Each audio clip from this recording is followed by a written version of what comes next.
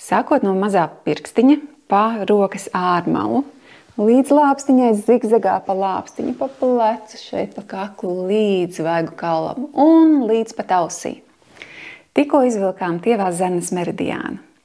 Kāpēc vērts zināt tā plūsmu un kāds tam sakars ar sirdi? Mani sauc Ināra Lisecka, es praktizēju enerģiju medicīnu un vadu enerģiju medicīnas jogas nodarbības. Tievā zarna mūsu ķermenī ir galvenais šķirošanas cehs. Tās uzdevums ir atšķirot vērtīgo no nevērtīgā, kas ir jāuzņem atpakaļ organismā un kas ir jāizveda tālāk ārā.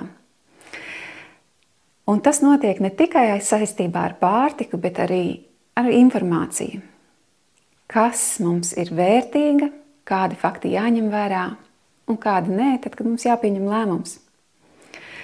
Tievai zarnai ļoti nepatīk augsti ēdieni. Tāpat viņa cieš un viņai ir grūtības pildīt savu darbu, ja mēs ēdam steigā, stresā un kārtīgi nesakošļājam. Vāja tievās zarnas orgāna vai meridiāna darbība var radīt sirds enerģijas sastrēgumu, jo gan sirds meridiāns, gan tievās zarnas meridiāni atrodas blakus.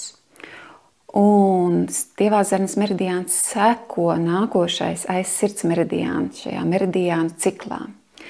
Un, ja vājš ir tievās zarnas meridiāns, viņš nespēja paņemt enerģiju no sirds meridiāna. Līdz ar to rodas disbalanss ķermenī. Kā palīdzēt? Spēcināt tievās zarnas meridiānu. Un viens no veidiem, kā to var darīt, ir izvilkt tievās zarnas meridiānu. Ar roku šeit pa meridiāna plūsmu. Tādējādi spēcinot, jo mēs ar roka mums ir elektromagnētiska, palīdzam šai enerģijas plūsmai plūst un spēcināt. Palīdzēt gan meridiānam, gan tievajai zarnai. Labāk strādāt.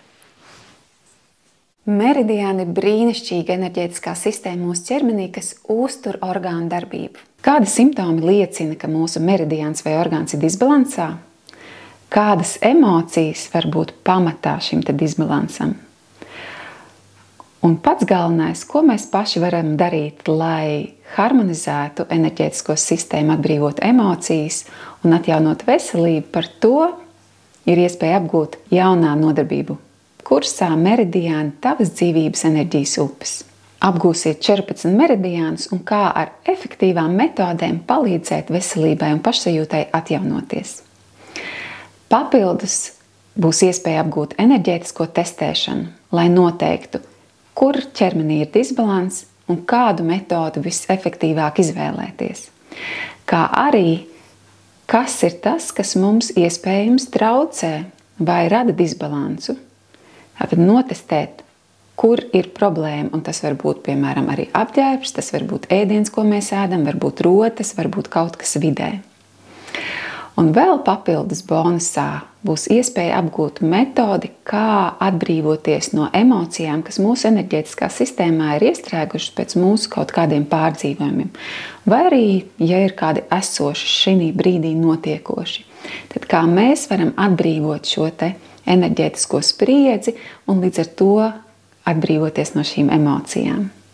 Priecāšos tikties ar jums nodarbībās. Visa informācija detalizētāk par nodarbībām ir pie šī video.